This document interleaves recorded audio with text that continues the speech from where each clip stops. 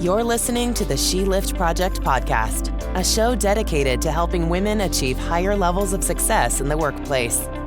No matter where you are in your career, we want to help you grow. Now here's your host, Cynthia Kirkpatrick, a CPA, CFP, and Senior Financial Advisor at Moneta Group.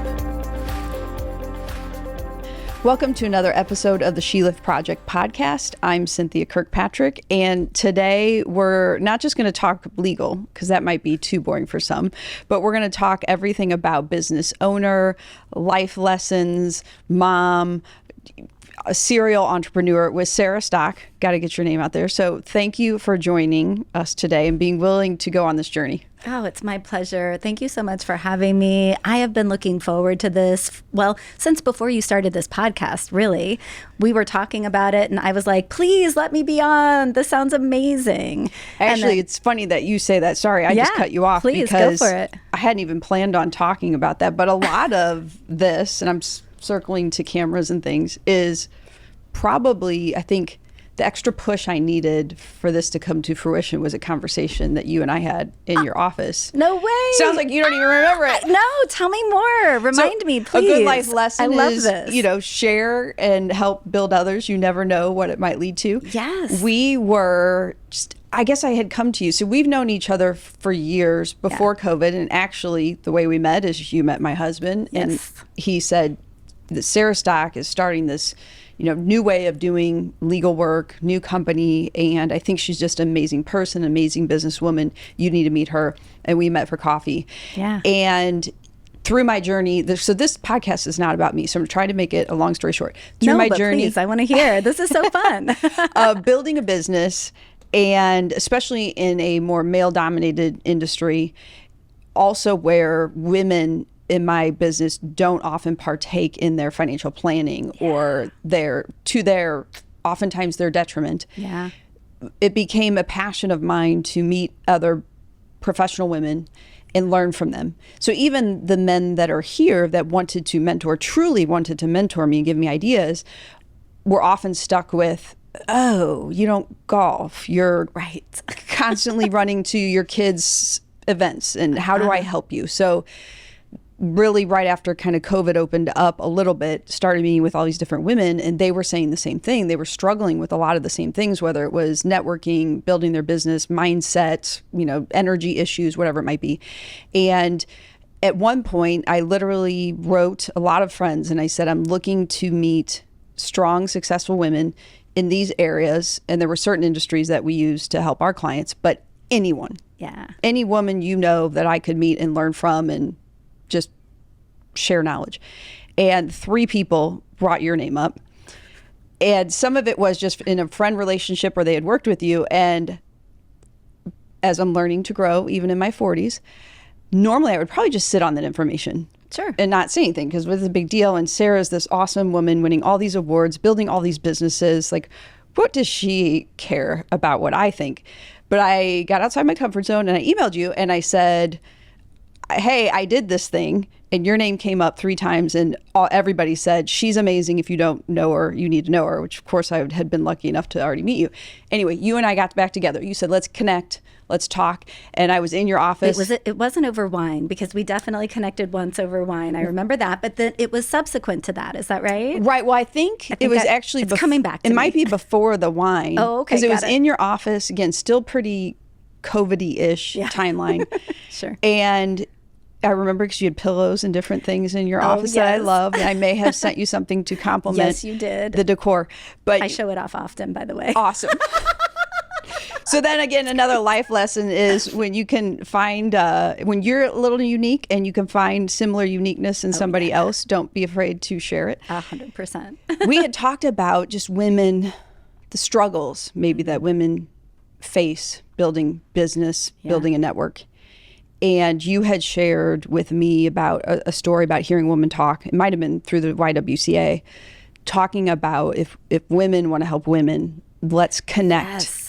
And it was through CREW, Commercial Real Estate Women, and it was at their award ceremony, right? Like, hire a female financial advisor, hire a female CPA. This is how we lift each other up. Yes, I love that. And that was it. And I think our conversation wasn't Love You know, that. sometimes people see the woman thing, see the woman empowerment, you know, feminist, whatever words you can look up the definition to really know what it means, in my opinion. Yeah. Or She Lift Project, and it's anti-male. It's none of that. Yeah. It's truly meant to say, at least for me, we face challenges. Some of them we create ourselves or society, but how do we connect in a positive way people, women who are strong in what they do? So this isn't just let me give you a card or let me lift you up. You're not doing the work, but really connect good people to help build businesses. And Yes. as in my mind, and this is some part of what you had said, was as women are really getting their foothold into business, we'd been at home taking care of the kids for centuries, however you want to call that. Sure. We're really new Yeah. to the whole business world, building businesses, networking, you know, in a higher level than what some people or society would let us be at one time. Yeah. And so we're trying to figure it out. That's it, right? And I was just having this conversation yesterday about how you have to see something at least 10 times to really normalize it, right? And I think in highlighting women through this podcast, you're helping to normalize for the next generation women finding that level of success, all while juggling motherhood and, you know, great relationships and great friendships, and we just juggle, right? So I always say, I'm like, like, this is my life, but I don't let the balls drop, right? And that's the thing. So I love that you're doing this. I love that you're normalizing this. I love that you're demonstrating a way to mentor younger women who want to come up, but who don't know how because they don't play golf or they don't do some of the more traditional things that we've been taught are the way to bring in new business for whatever profession you're in. So yeah, this is so fun. I'm so excited to be here. Well, that was a crazy, we never do intros like that, but when I shared that meeting just really made an impression. And I thought, well, Sara Stock is saying this. She's someone that's super successful. Everyone in town and out of town knows her because of all of her success, not only from a, you know, hey, I'm successful business-wise. I've mowed through people to get there. It's, as we go through this podcast, you'll learn it's with an open heart. It's with a positive energy and attitude that, I don't know, gosh, I wish maybe, I've never thought about it that way. So for you to say it that way makes me lose my train of thought and go like, wow, I didn't know that's what I was doing. I just wanted to share some positive stories, which again is why you need to check out Sara and everything we're going to talk about today, because she can change your life. I don't know how much my husband appreciates it. He has to do all this, but at the end of the day, the podcast idea was his idea. Yeah. So I blame him. I think it's beautiful. And it took us 3 times to make this magic happen. So like we've overcome scheduling issues and weather, and here we are. You know? Right. And we were just talking, you had survived a 17-year-old birthday party yesterday that you hosted. I did. Putting the mom hat on for a little bit, planning that, all while, as we'll get into it, maybe I'll just get into it now. Yeah, go for it. You're running 2 businesses, and before the podcast, talking with my husband about another potential idea you might have. Like, where does this woman find the energy? How do you bottle it up? That should be a business. Give me some.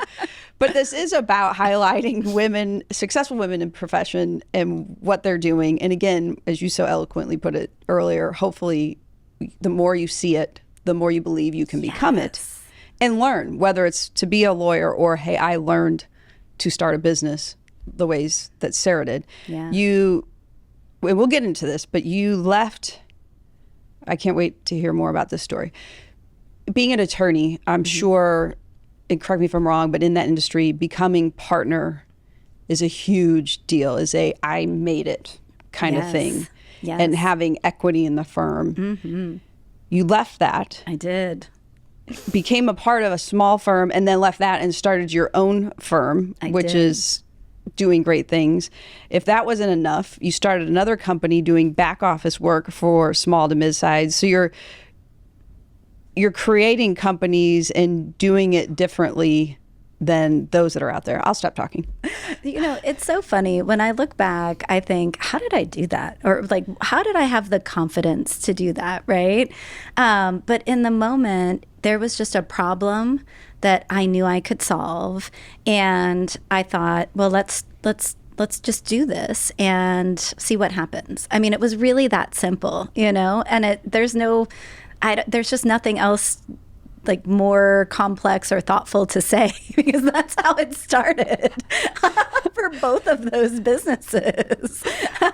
And that sounds so crazy. Simple and really unreal. And I'm sure once we get talking about it, we're going to find out that so you make it sound like, you were on a broom with a wand, just a fairy, easily making it all happen. But I have to believe there was a lot of grit.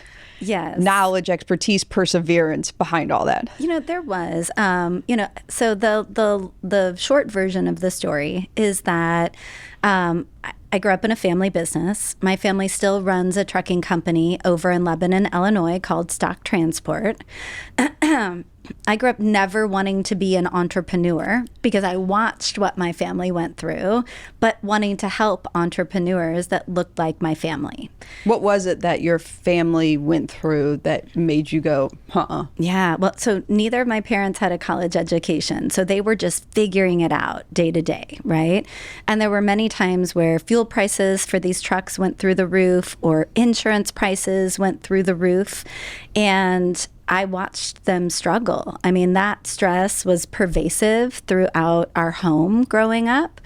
And that's what ultimately at, 6, 7, 8 years old made me decide I wanted to be a lawyer, because I thought I could be a trusted advisor to people that look like my parents who are struggling, and either help them avoid some of these issues, or if they don't find me first, help them navigate their way through these issues.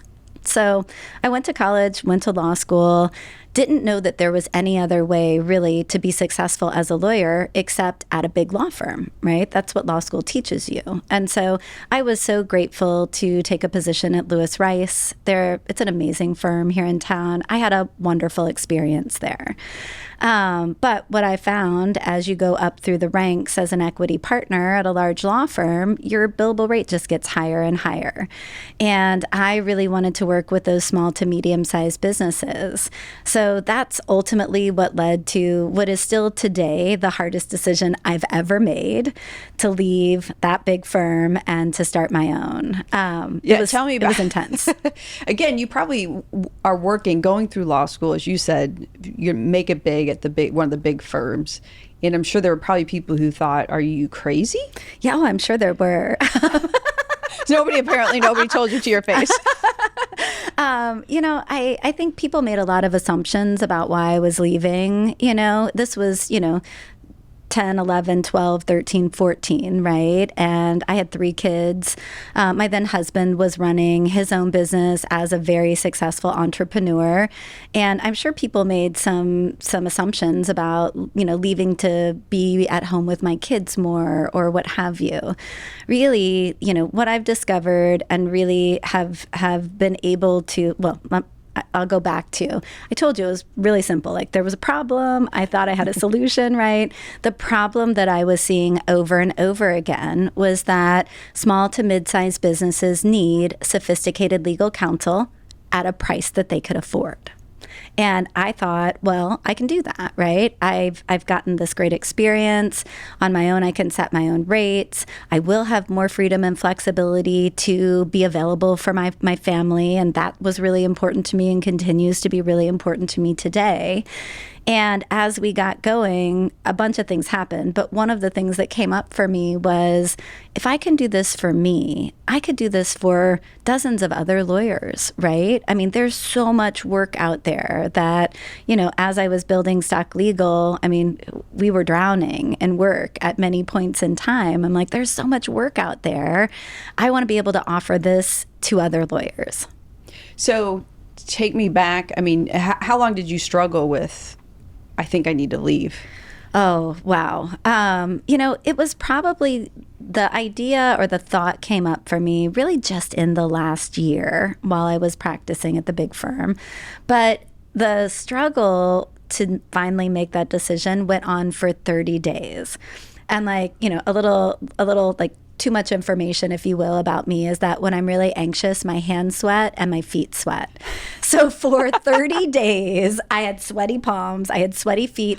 Talking about this with you right now makes my palms and feet start to sweat. Like it was such a hard decision.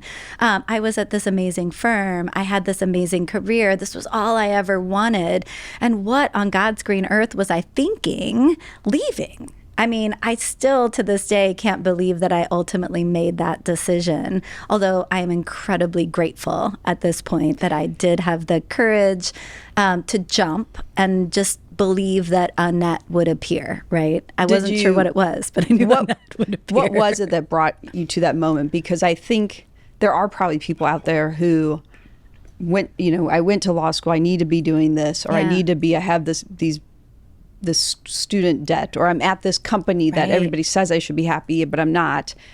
And the ability to, I would guess, have a happier, more joyful life by, I guess, what did you identify or what spurred that something's not feeling right? Yeah, you know, it was ultimately my passion for working with small to medium-sized businesses. I needed to fulfill that passion or that purpose to really feel like I was, I don't know, fulfilled, right? Yeah. Like there was just something missing, and I needed my work to be more soulful, right? And not as soulless, right?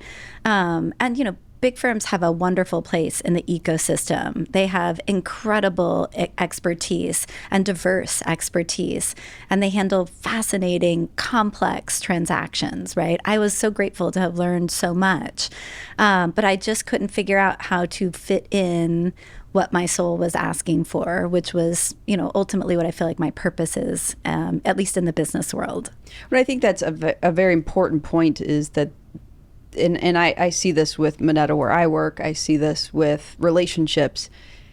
They serve different places, people serve their purpose, but when it's not the right fit. Yeah. You know, so for some, it's going to be a great fit. I think, you know, Moneta, my relationship with my husband, great fit, aligned with everything that I value so deep inside. Others could come here, or I'm sure people could be with my husband or me, and they're like, oh, that person's crazy, it doesn't work. So you bring up a really great point. People are going to find those companies and they're going to love it and thrive off of that. And that's great and okay. It's also great and okay if you don't. Yeah. And how do you dive deep and know what passions you have, and then find or create the place to light you up? Yeah, that was exactly it. And, you know, the words that I didn't have then, but I now have like been able to wrap words around now, is that like legal is such a barrier to entry for so many people going into business, right? They're like, oh, this is scary. I don't know what kind of entity I should have. I'm afraid that I'm going to get sued and my family will lose everything. And then once they get going, they're like, well, I've done something, but I don't know how to take it to the next level. And I don't even know what the options are. And it could be as simple as like, I'm losing these amazing employees.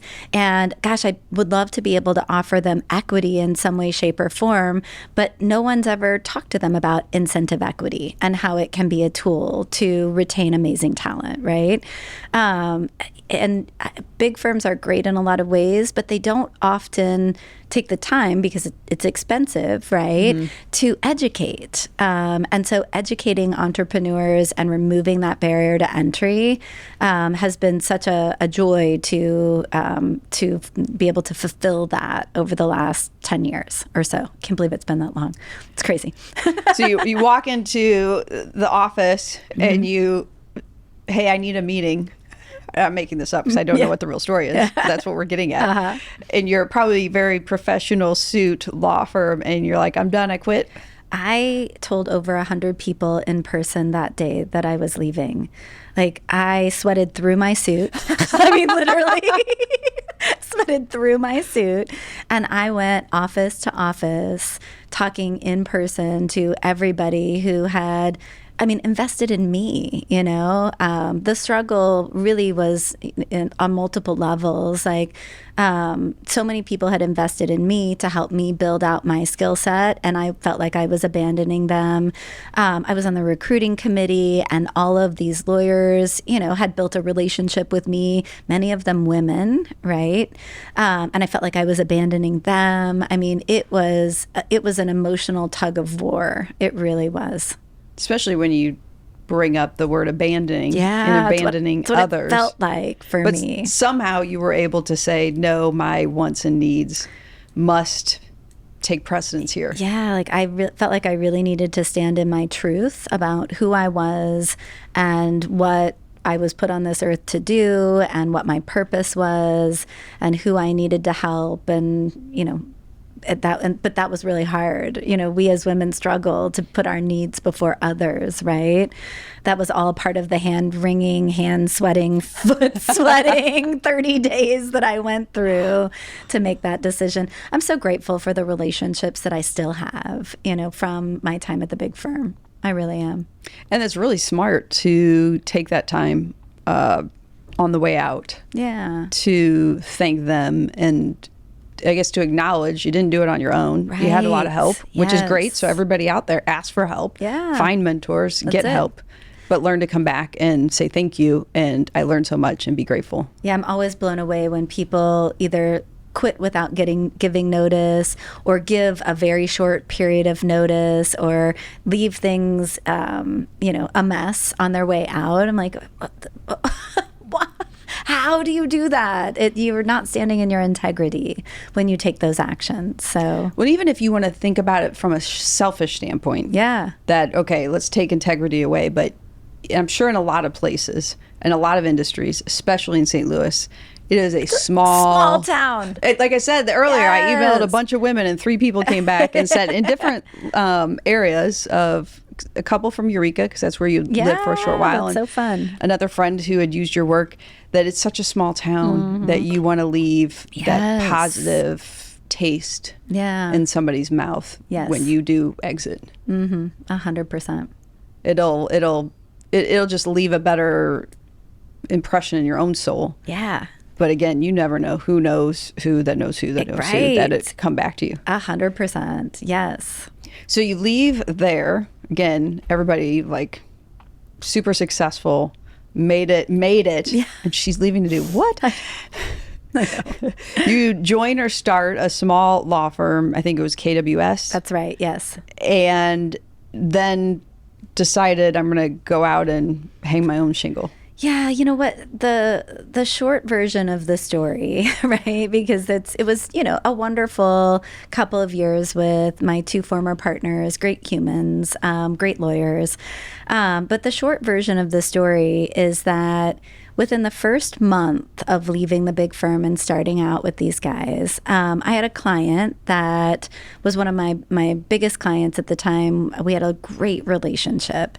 And he asked me if I could set up some meetings in St. Louis with financial advisors. And I, of course, said yes and set up some meetings for him, and they were successful.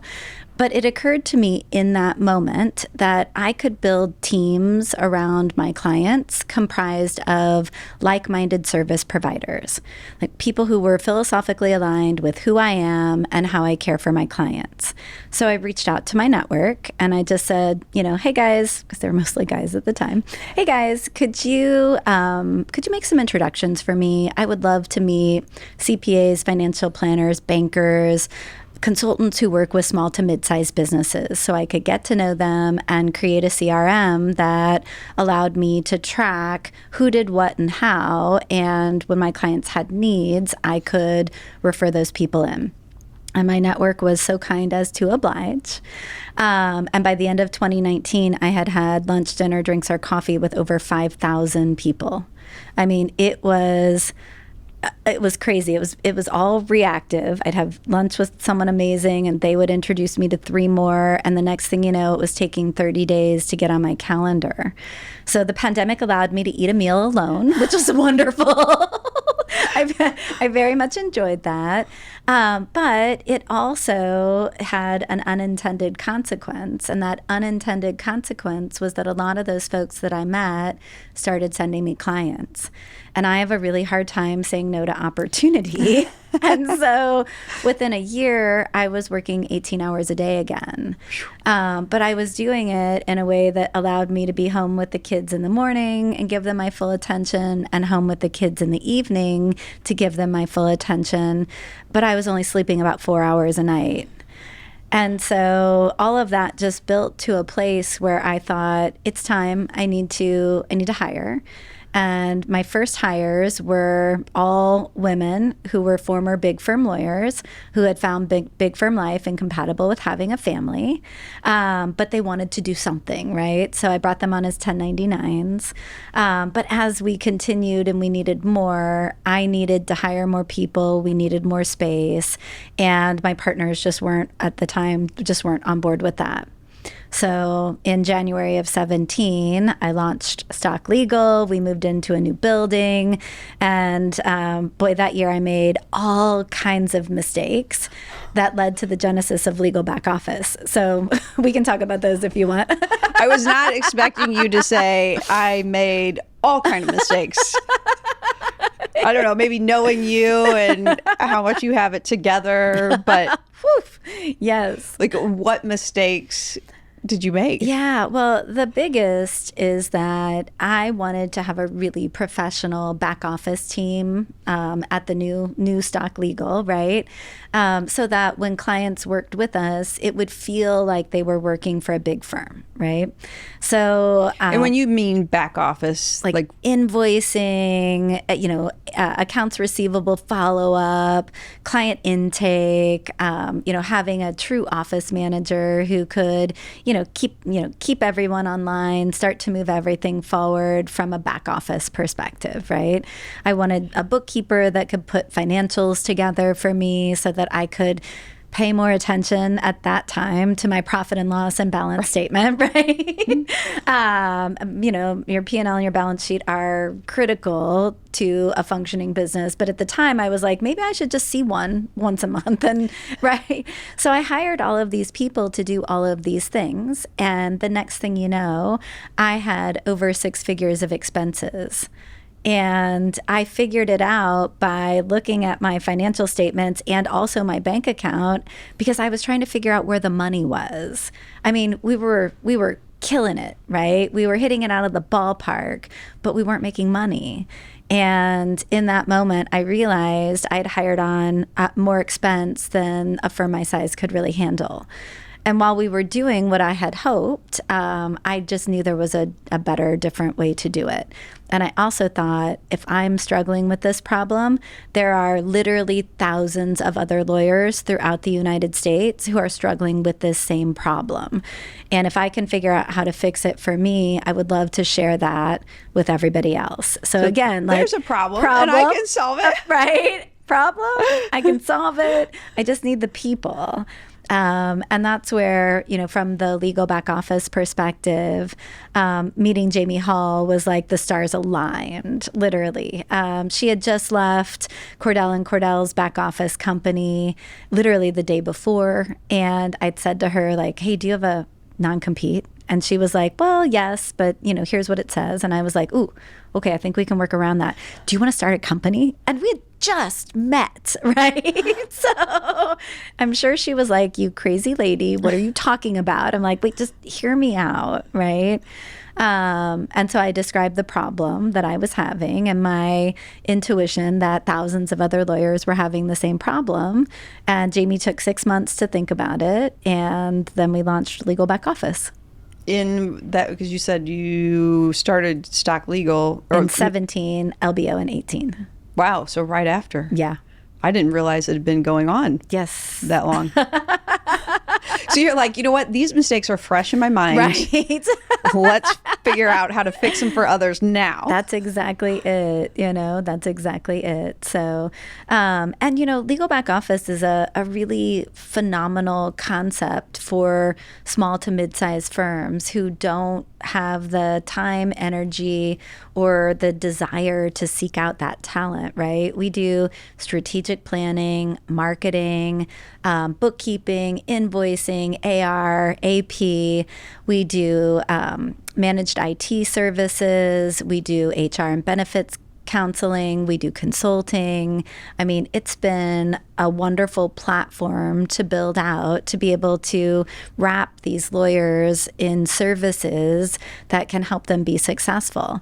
And the concept's really simple. You're a numbers person, right? So, if you're a managing partner at a law firm and you're spending 10 hours a week doing these back office services, right? And your billable rate is $300 an hour. Your opportunity cost is $3,000 a week or $12,000 a month, right? And if we can come in and for $2,000, $3,000, $4,000 solve a lot of these problems, you're netting $8,000, $9,000, $10,000. And we've had attorneys on here before. The other thing is you don't have to do the things that you probably don't want to do. Right. You went to law school to be a lawyer. Yes. They taught you a lot of law. Mm-hmm. They didn't teach you accounting. Right. IT stuff, HR stuff. Right. They thought, so I would imagine, just the thought of they can not sweat in their palms and their feet, worrying about the thought of doing those things. Sweat through their socks, right? Because you can come in and do that for them. That's exactly it. I just talked to last week a really lovely potential solo client. She was on her own, then she was at a firm. Now she's thinking about striking back out on her own again. And as I was walking through for those solos, we set up their QuickBooks Online. We build out their chart of accounts. We build their website. We build out their practice management software. And we set them up so that everything talks to the other in a way that makes it really seamless. So it's a great way to get your firm off the ground that doesn't require 6 to 8 weeks of your full time and attention while you're still trying to practice law. I mean, the feeling of relief that I hear from these people makes it all worth it for me, because I've been there, I've been in that complete overwhelm state.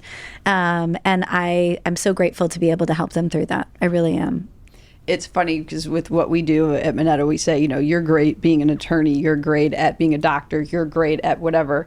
You don't want to do what we do 24/7. Right. So go have fun and don't be overwhelmed and worried about what mistakes you're making or missing or whatever. Yes. And you think about it in your life, right? As you grow up, you hire a lawn person at some point, maybe you hire a cleaner. Those things you don't want to deal with anymore, or are worth it to give it to somebody who's through mistakes has turned it into a gem. So you could, sit back and listen to the story and say, well, make some mistakes, let it hold you back or whatever. Instead, you said, dang it, we're going to turn we're going to turn this into something. Right. We're going to solve this problem, not just for us, but we're going to help so many people in the process, Again, somebody who didn't want to be an entrepreneur growing up. I had no desire. I watched my parents struggle with this, and now I'm like, okay, I'm in, I love it. I think that I really do. Not being an attorney, I mean, we deal with attorneys in different ways, whether it's family law or estate planning attorneys. What caught me about you is that not only the small to mid-sized businesses, you also wanted to do law in a different way. Yeah. Where it was, and you'll explain it better than me, or maybe I'll just let you say what concept did you come up to make Stock Legal different than what you would normally see? Yeah, so there are dozens of services that we offer for a fixed fee. And when you talk to your typical lawyer about fixed fees, they're like, oh, that's impossible. There's too much risk. There's too many variables. There are, but when you have 24 years of experience, you can manage those variables.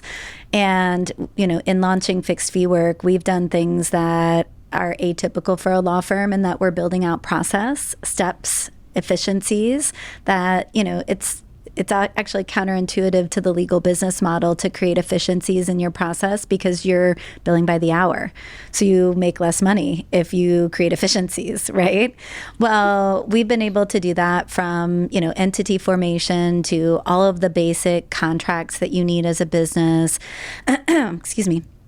Capital raise, estate planning, intellectual property, and we're also doing some M&A for a fixed fee, primarily buy-side sub $15 million transactions. But that has been incredibly powerful for our small to mid-sized business clients that are trying to grow by acquisition, but can't spend $100,000 on a transaction. It just makes the deal not worth it for them anymore. Well, and it, again, kind of breaking the mold in the law industry. Mm-hmm. Plus, not that I think just what I heard there was if you do the right thing and you help these companies, entities, people who need it all, can't afford it, they're going to so appreciate it and be bought into what you're doing that I think you're building lifelong relationships. 100%. I mean, our clients are pre-revenue to about $500 million in annual revenue. And some of my favorite clients, in fact, we're hopefully closing a deal this week for a client that, we helped them start their business and now they're selling for an amazing purchase price. So we've been through them the entire life cycle of the business.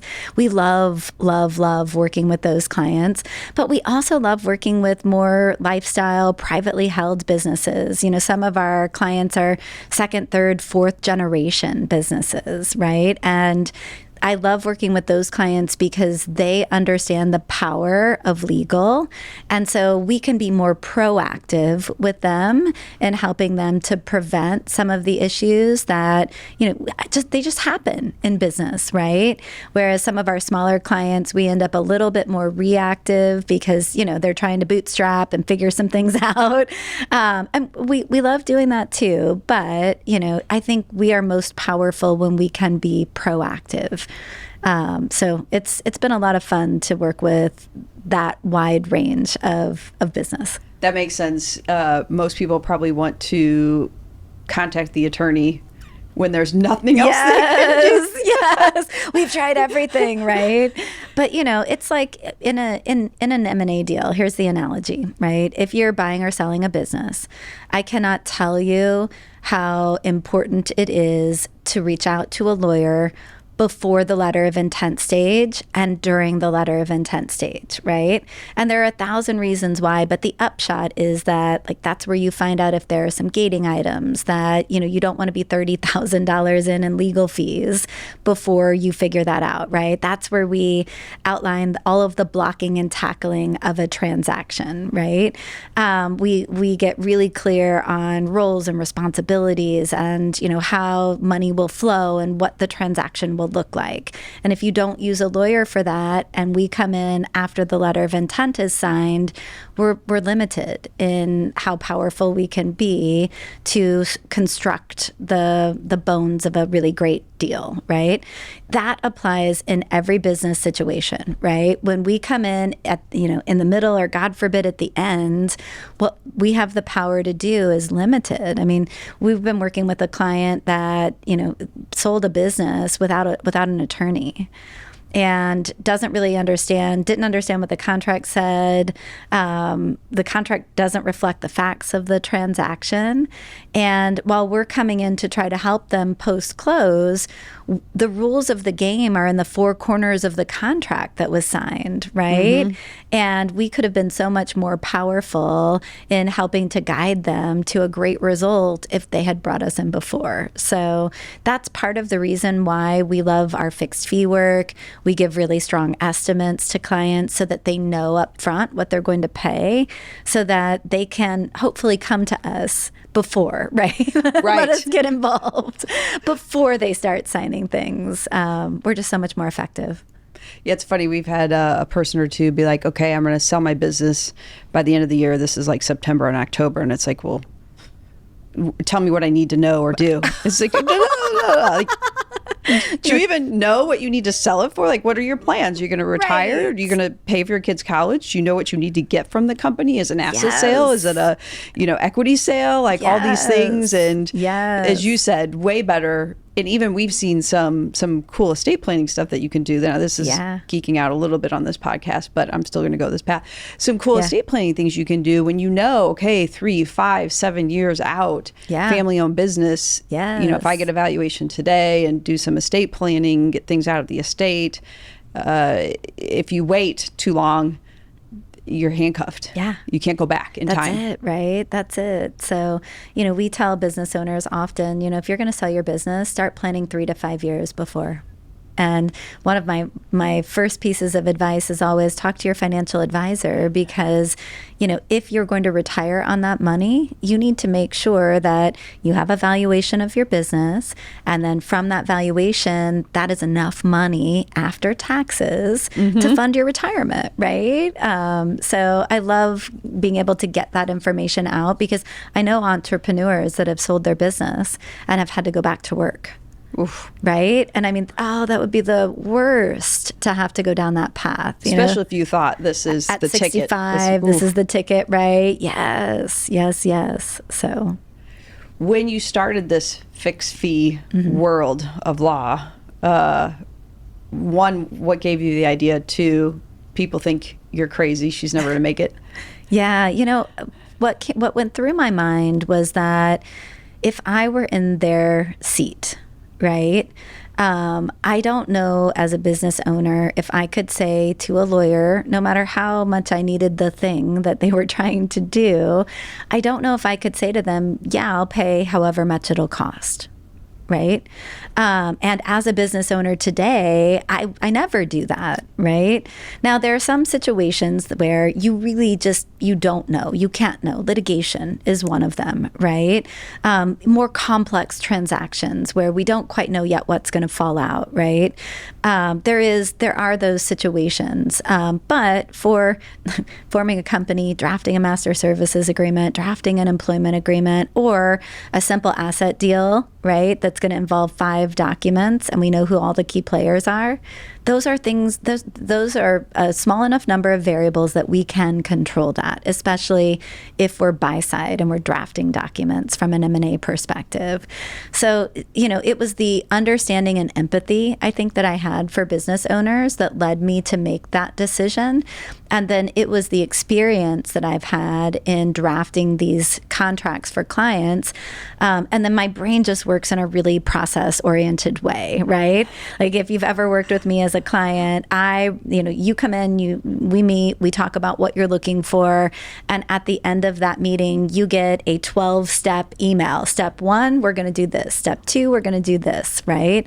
It helps keep us on track as a legal team, but it helps the client follow along too. They understand in English what the steps are going to be instead of black box of things will happen and then I'm going to get the thing, right? And I'm going to hear from you when, and I got to tell you what, you were waiting for me on that? Right. And if you can break down those steps, well, you can figure out how long each of those steps is going to take, and you can build out a fixed fee model, Yeah, it's interesting. There are a few industries, I feel like financial planning is one where people, and we're not going to solve the issues of the medical world, but I feel like medicine is the same way, where you don't know going in, what am I going to pay? And there's this anxiety and fear, and probably keeps a lot of people from entering the game to get the things that they really need, because they don't even know to ask. They don't even know it's a possibility. And it's that unclear kind of thing. Stock Legal has been trying to crack the nut on general counsel as a service for a couple of years now, and I'm still incredibly passionate about it.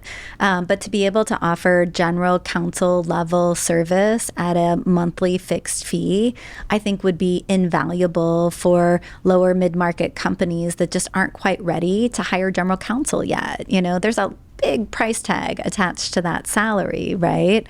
So, we're still thinking and innovating and trying to be creative on how we can continue to help our clients. And it lights me up. I get really excited about it. So stay tuned. Yes, stay tuned. And again, goes back to, I'm not going to be an entrepreneur, I'm going to be an attorney.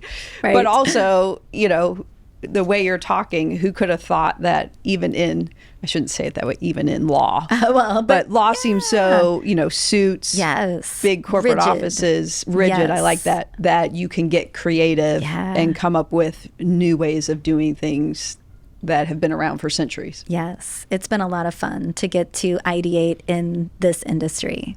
And so no matter what industry you are, you can still shake it up. That's if Sarah right. can do it and her colleagues in law. Yes, 100%. Anybody can, right? And, it starts with having the courage to voice your opinion or your thoughts, right? And having a workplace that has enough psychological safety for you to be able to say those words out loud, and then to pursue it, Have you always had that?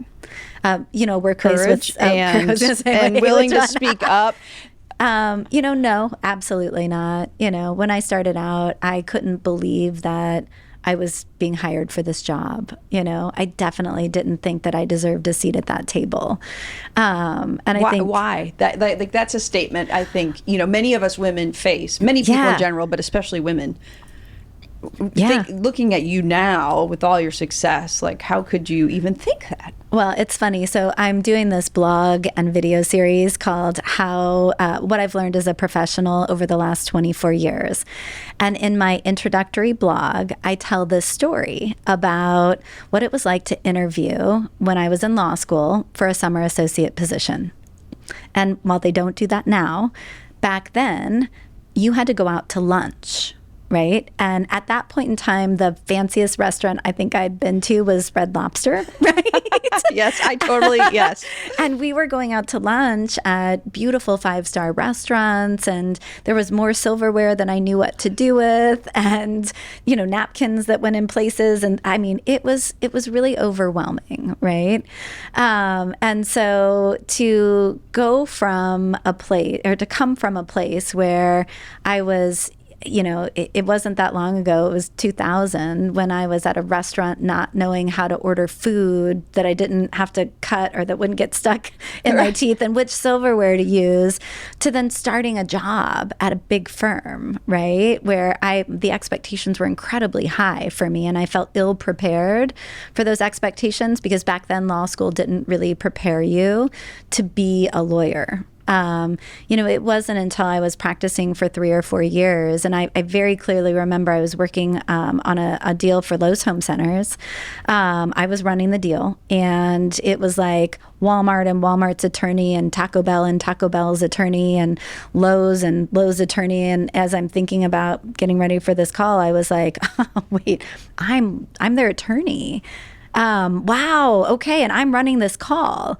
And at the end of that call, it was probably the first time I really felt like I was a lawyer.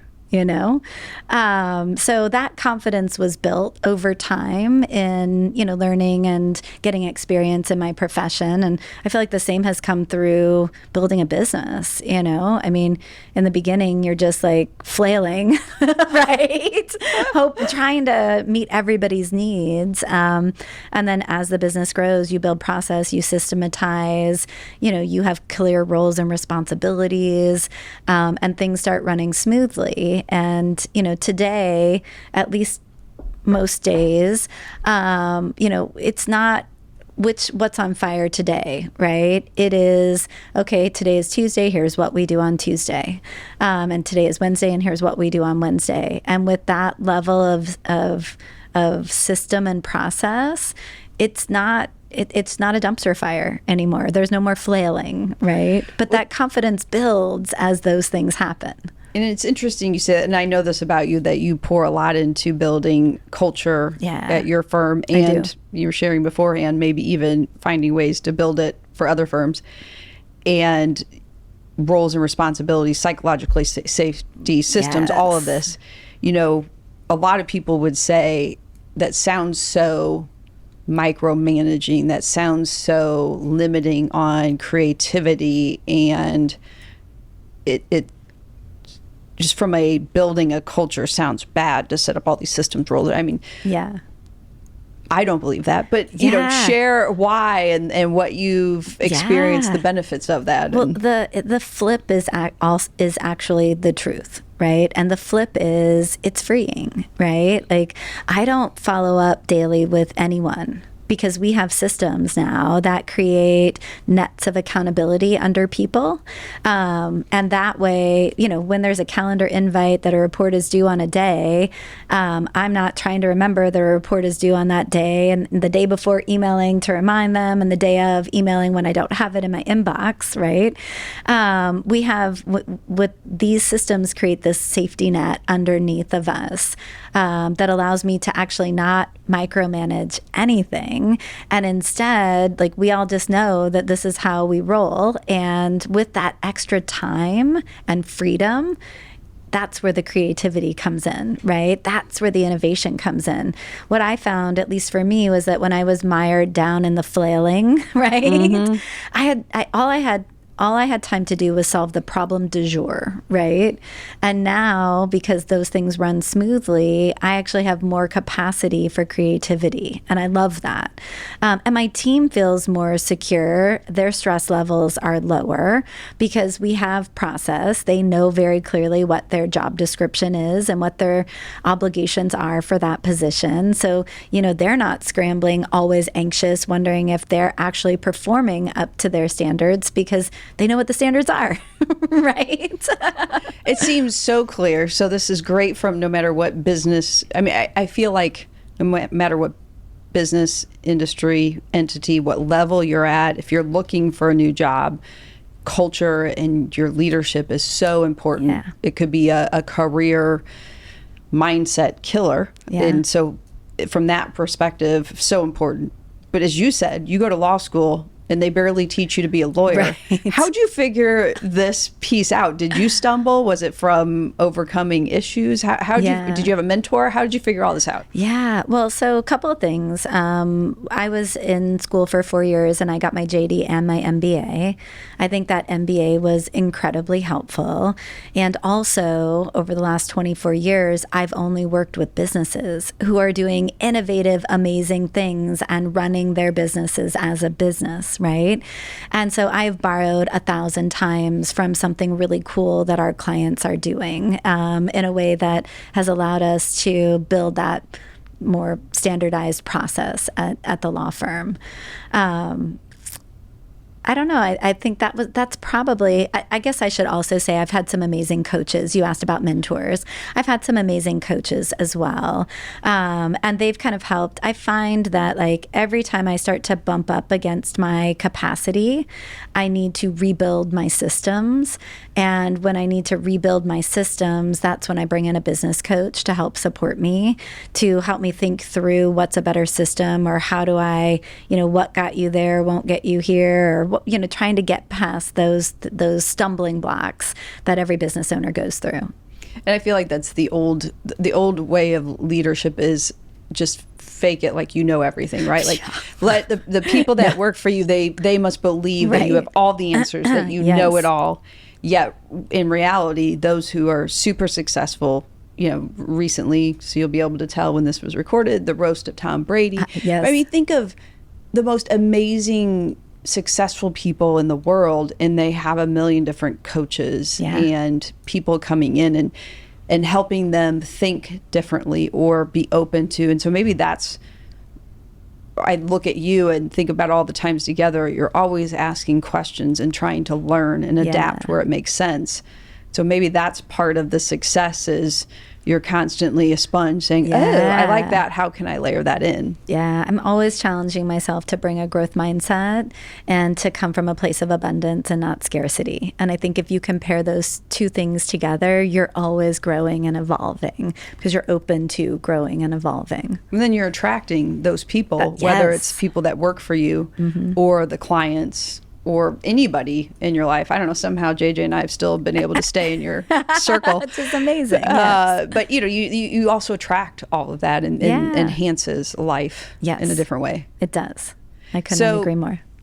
Super successful. I'm glad you brought up the blogging that you're sharing and the life lessons. So another one comes out, although this episode will come out later. So you'll probably be on like number 10 or 15 by the time this comes out. Yeah. So I look forward to listening to more of those. But again, on the outside, wow, she's so successful. She's built all these businesses. It must have been so easy. Shared a little bit about the first year learning. But are there other obstacles or things that you've overcome internally, externally, that has helped build the success that you've created? Yeah, I mean, I think the number one is like figuring out how to grow as a leader, figuring out how to manage people. Those have always been big challenges of mine because, again, we don't learn that. No one teaches that, right? And I've made plenty of mistakes. Like I always thought people wanted me to get out of their way, right? So I'd hire employees, I'd get out of their way, and then I'd talk to them 6 weeks later, and you could tell that they wouldn't feel good about what was happening. And I was thinking I was doing the right thing. Like, let me get out of your way. Let me let you do your thing. And they were looking for connection, right? They were looking for some sort of management, right? So I've had to readjust that style over and over again. That's actually my preferred style. I love building relationships. I love connecting with people. But, in the legal world where you're every minute you're trying to bill or what have you, I always felt like I was inconveniencing them by trying to build a deeper relationship with some of my team. So I'm so glad to have grown through that. I have amazing relationships with my team. They're great humans. I love getting to know them and knowing more about their families. And I'm grateful that they allow that and that we're able to have that connection. So I would say that was probably the biggest thing that I had to grow through over the last 10 years. And it sounds like the humility as the leader of the firm, owner, namesake, and I would especially imagine being an attorney who most people look up to, somebody who can be an attorney, JD, all that, to be able to say, oh, yeah, I don't know what I'm doing here. Right. Yes. Oh gosh, yes. 100%. 100%. As lawyers, like, we're expected to have all the answers and be right 1,000% of the time. And I can't tell you the number of times I've said over the last 10 years to my team and both companies, actually, like, we are humans. We are going to make mistakes, right? And it's actually a beautiful opportunity when we make a mistake to show up for our clients in the right way, own those mistakes, and then fix them on our dime, right? It's really that simple. You actually deepen a relationship. It's an opportunity to deepen a relationship because we're showing up fully for our clients in that moment. Right. Wow. It's trying to teach my children that too. Yeah. Like, mistakes they're going to happen. We're humans. We're all humans. Right. And we're not robots. We can't be perfect. Right. And mistakes they're okay. Sometimes they're even good. That means you're pushing yourself outside your comfort zone. That's right. And trying something new. Yes, that's right. Anything along the way, in getting the podcast, our conversations in the past that kind of helped spur on this podcast, from a female standpoint, as you said, some people had their own preconceived notion as to why you were leaving a big law firm. Yeah. I have to imagine, whether it's internal, external, there's been some challenges from that female standpoint. I know I've come across my own. Yeah. Well, so I'll say this. I was somewhat overwhelmed by the support that I received when I was starting out, once I'd left the big firm. And, you would almost think it would be the opposite. Like, there's this woman trying to start this law firm, like, good luck, right?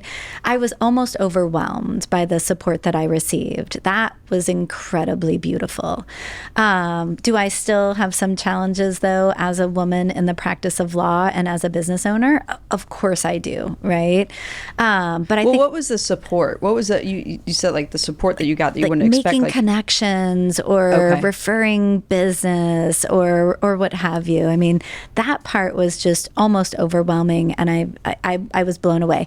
I wasn't expecting it, you know. But I think the biggest challenges that I face as a woman are primarily, I mean, other than like trying to buy a car or is that right? Primarily that, you know, I am trying to balance being an amazing mom to my kids along with growing these businesses. And, you know, I say often, like, God, I wish there were two of me, you know, it would be so much easier if there were two of me. I would have imagined there was, with as much as you're creating, like, which I should have asked, which Sarah are we? Sarah 1 or Sarah 2 are we? But, you know, they are my first priority. They're my greatest joy. They are my favorite humans in this entire world. And I have just learned that, you know, there is a traditional work week, and that traditional work week is Monday to Friday, 9 to 5. My life does not work that way, right? Kids need things during the week. The business needs things on the weekends. And as long as my needs are getting met and my family's needs are getting met and my clients' needs are being met, I've just kind of thrown that Monday to Friday, 9 to 5 thing out the window and allowed my life to weave and flow however it needs to in order to get everybody's needs met. And I don't know if you've come across this at all. I certainly have been dealing with it as of late. Is, you know, when you're building a business that it's not going to be that 8 to 5 normal, right, I'm clocking in, I'm clocking out sort of thing. Right. At the same time, I feel like, and you alluded to it earlier, as women, we are giving so much to others and we don't know when to stop or, right, you know, put up a boundary for ourselves. Again, I struggle sometimes if I have too much, is that, you know, am I just not capable of what it takes to build a business, or have I really let everyone take everything from me? Yes. And at the end of the day, yes, I'm nothing. Is it real? How do you deal with it? Yeah, you know, we've all been there, right? In that position where you're like, I'm drowning, and that must mean I'm failing. What I've learned is that when I'm drowning, if I'm failing anywhere, it's in my ability to delegate, right? Because if I'm that busy, then we either need to hire or I need to utilize my existing team, because we can't grow if I'm drowning. Right. So I think as the leader of a business, you have to know and understand that. I mean, someone made me a really delightful offer yesterday to train me in something that could be really helpful for one of my businesses. And while I was incredibly grateful, I was really proud of myself for saying almost immediately, if I do, I drowned. Right? Like, I can't, if I do, I drowned. So I have to lead and I have to run the business, but I cannot be deep in the weeds doing, because I learned that the hard way, right? And I feel like that also has to be layered at home too, yeah. with kids and, you know, a partner, a spouse or not. Yeah. Whether it's hiring certain people to help clean the house or drive 100%. Kids around if they can't drive themselves. Yes. But also, I feel like for me, there was a part of, I'm not a good mom. Oh, yeah. If I'm not doing all the things, right? The bake sale, you know, Sure. I'm sure those are out. They don't do bake sales anymore because of allergies. But, you know, the bake sales, the projects, the right. costumes, the things for school, it's dress down day, it's cardinal day, it's whatever, Yeah. it's whatever. And so a lot of it, for too long, I think I didn't even ask for help or delegate at home. Yes. And should have, if I'm going to live this dual life of work and home. Yeah. I mean, I feel like if you're in a romantic relationship, you have to have true partnership, right? That's the only way that you can balance the load at home. And I am so grateful for my third third baby, Amelia. I mean, I'm so grateful for her for 1,000 reasons, but she taught me that when people offered to help, I should always say yes. I mean, always, right? And I don't know, I've had 100 of those other moments. You know, it was like maybe 12 or 13, and it was 11 o'clock on like a Tuesday night, and I was out weeding my landscaping, and I was like, what am I doing here, right? This is ridiculous. I need to sleep, right? I need to hire someone to do this. Knowing the opportunity cost of my time has been incredibly powerful. And I run almost everything through that lens now. When I think about, you know, is it worth it for me to drive to get groceries, right? When they could be delivered for less than $5 and I could order them on an app and hit a button, right?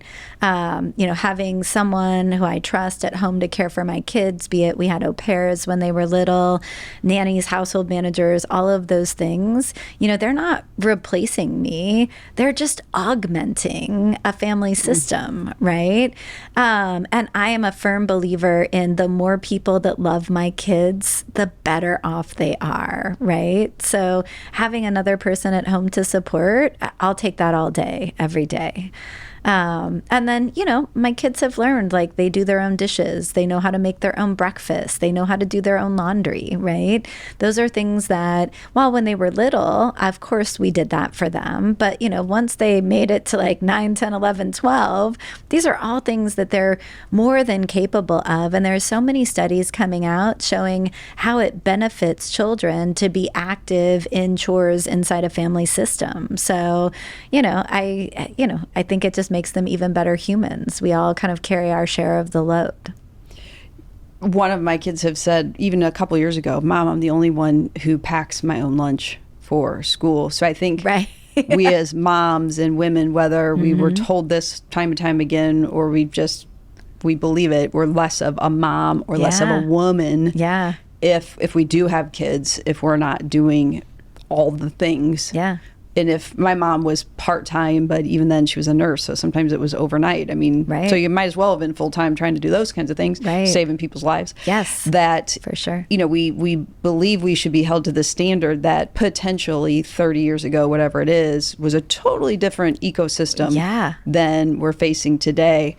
But I think I wrote down, not replacing me, just augmenting me. Yeah. And what a great way to think about it is more people, you know, loving your kids, and also probably bringing in different things for them to learn and sponge off of in a good way, that if they just had stressed mom running between the different things, they couldn't be as a full person that they were meant to be. I'm able to be so much more present with my kids, and having au pairs when they were little. You know, we had au pairs from Germany, Mexico, South America. They brought cultural influence and language into, like, my youngest Amelia, never said water. She always said agua for I can't remember, maybe until she was 3. It was a long time, right? But, you know, it just helps them to see a bigger world, right? So there are so many benefits to it. Plus, I loved having the people that were caring for my children in my house, where they had to like look me in the eye over breakfast, right? Yeah, true. Like, did you get some sleep last night? How late were you out, right? When it's funny, my JJ and I will talk all the time about how these podcasts come at just the right moment, and so much of what you had said. But even just yesterday, he and I were talking about the front landscaping. Oh, right.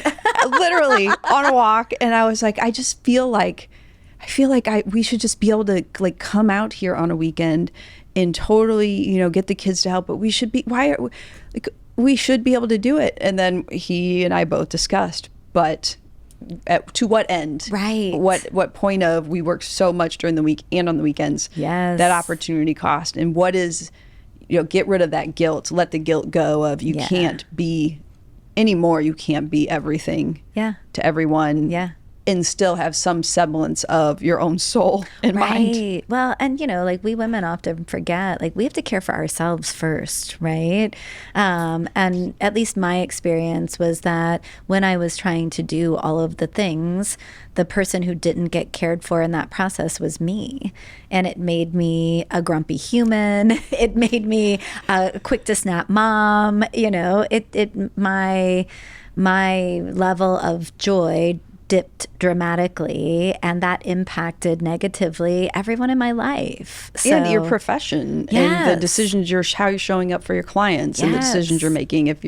When you said 4 hours of sleep, I immediately was like, oh my God, I'd be so crabby. I'd be so crabby. And it almost, like, I didn't sleep well last night. Sometimes coming into these podcasts, I get nervous and like, oh, how prepped are we? Right. But, the times where I don't have a ton of sleep, even 4 hours, I know, like you said, you aren't a good mom then. So maybe you're doing all the other things, but then are you really coming in and being the best version of you that you could be? Yes. And so you have to let go and just say, I can't do everything and be everything. That's it. And, pick and choose the things that have the biggest impact or give you the most joy, and outsource the rest of it, I think as you're growing in your profession and you are financially stable enough to do that, that becomes a gating item for so many, where they can't transcend the place that they're in because they're mired down in so much of that, and it's somehow tied to their identity in a way that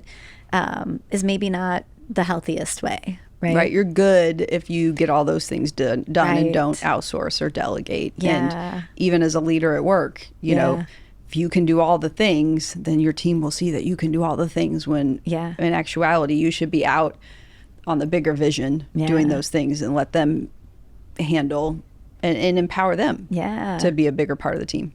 I hadn't thought about this in a long time, but I'd probably been practicing for like maybe 5 or 6 years. And my friend Marcia in Needering House was telling me a story, and the story went something like, so I've been practicing for, enough time that it was maybe like 2007, 2008, just to give you a little bit of a anchor to this story.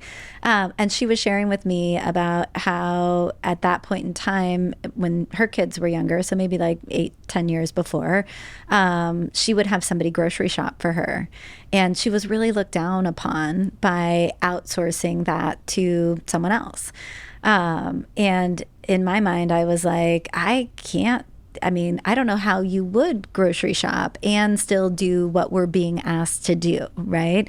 And this was, of course, before groceries could be delivered, right? Like we couldn't do it on an app then, right?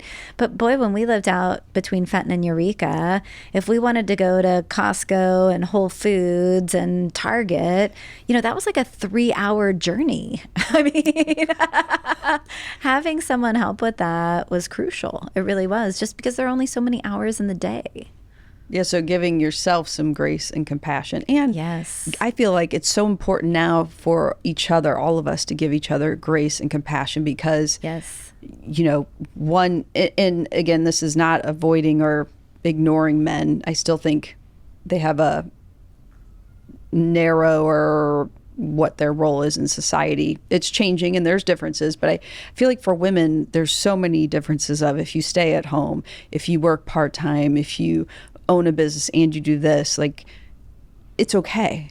Right. Choose what works best for you. That brings you the most joy, that works for your family system. Yes. And give yourself grace and compassion, but also extend that to the woman standing next to you, sitting next to you, driving next to you. Right. Maybe a little bit less judgment, like we know what their story is, and a little bit more grace and compassion, which I think then at the end of the day, if we do that, we can build our community of lifting up better and stronger. Oh, 100%. I love that. I don't know, I just kind of made it up on the fly. I'm pretty good at that. Make sure you listen to this again and write it down. That was really good. Because it's so true, I think we tear each other down as women sometimes, and we shouldn't, right? We should be supporting everybody's their right to make whatever choice works best for their lives, right? And I think it comes from a place of probably worry and fear of, are we doing? Am I doing enough? 100%. That's exactly it. Well, right? I see them able to do this and this, but we may not know that behind the scenes they have the grocery shop, or they have the this, they have the that, and there's a guilt or something inside of us. You know, if I stay home, well, I could be out there having a career. If I have a career, we're thinking, I'm not that stay-at-home mom being, you know, it's so funny how we still are mired in that. But again, maybe these stories and these conversations will help remind us 10 times. Yes, that, right, to normalize. Right. And it's okay, and pull it out. Yes. Something I think you shared with me in an email, and even earlier on, and this is funny, the episode we did before this, self-promotion is hard. Yeah. Which I look at you and I think, oh my gosh, she's winning. I think I even printed it out here, and I'm not going to name them all, but just so that people can see how many awards you've won, like, you know, Women in Business and Titan 100 and Small Business Monthly. And I mean, the list and the list go on and on. How in the world is it hard for you? If you can't self-promote, then what are the normal people supposed to be able to do? I don't know. It's just cringy. That's what I said to you in an email. You know, I've gotten better at owning and finding tremendous gratitude for some of the awards that I've won. But boy, this video series has been so hard for me. But you've been on video before. Yes. So it to me, it's and you do a lot of presentations and you do Zoom podcasts and things. So to me, it's probably, I'm like, okay, the video can't be intimidating. It's like, it's just me and my iPhone, and I'm staring at my iPhone, and I'm like, okay, I know I have all these really important things to say. I don't want to screw it up. I've got like 26 minutes to make this magic happen, right? There is something really intimidating about it for me. So, you know, but I love that. I'm outside of my comfort zone. I'm stretching a little bit, and, you know, I want to teach, especially young professionals, as many things as I can remember that I really struggled with as I was coming up, first as a lawyer at a big firm, and then as a business owner trying to grow a business and still practice law and have kids and be successful in all those things, or at least try, right? So, you know, it's just one of those things that, like, you know, it starts to needle. You're like, I need to really do this, and then it needles some more, and it needles some more. And I always feel like when the universe is trying to tell you something, it taps, then it shakes, right? So I wanted to follow that little spark of an idea, but it's got me stretched way outside of my comfort zone to do it. So if you, and probably in the last year, I've learned, for sure, and my husband JJ said this forever. He's like, I have a sister. He's like, I don't know what it is with you. My maiden name's Cease. You Cease girls, but you've accomplished so much, yet you're always so down on yourself, or you don't share, or you don't believe it's enough, or it's good enough. And I think women, for sure, and I'm sure there's a lot of men, really struggle with that confidence, promotion, advocacy, which, if done well, can, I think, have a very great impact on a career. And so learning to do it, learning to be comfortable with it is so important, yet it's a tool we're not taught, or we don't know what to do. I mean, I can get behind it from a brand awareness or education perspective. And in fact, I get really excited about sharing things that educate people, that help them grow and whatever they're trying to do. But when it's just like, yay, I'm selling me, I'm like, I don't know. I don't know what it is. I can't quite put my finger on it, but it is a challenge. There was a book, I think it was Zoe Chance, and I forget the name of the book. She talks about negotiating salaries, but she especially, and Alexis Hershey got me onto that book, so thank you. And she was a guest, talks about, especially girls, you go to school, you're told if you do these things, you know, just essentially just be the good girl, and that'll be enough, and you'll eventually be recognized. And I think that's often where women then don't lean in or say, I can do that. You know, my resume, I don't check every box on that application or the requirements, so I don't apply. Right. Whereas that, I think self-advocacy and confidence and a lot of that kind of in setting boundaries intertwines. Yeah. And by not learning it, doing it can hold you back a little bit. Yeah, no, I think that makes a lot of sense. And, again, like podcasts like this are helping to normalize some of those things for women who are coming up behind us. And the rest of us, like, it's just a way for us to stretch outside of our comfort zone and find ways to make it your own, make it feel really good. And, for me, be able to help others. So I'm sure you're going to share it in the blogs and the videos you're sharing soon. Yes. A lot of different advice and lessons learned. Yeah. What are some of the top tips that you learned or told or would give? Yeah. Well, the first 3 blogs that I wrote, although I've only shared 2 because even I was getting tired of the topic by the time I did the second one. It was all about communication and integrity of word and action, because I find that in the professional world, good communication and having integrity of word and action, I am going to build this deliverable for you. Here are the milestones to get us there, and I'll deliver it on this date, are just falling by the wayside.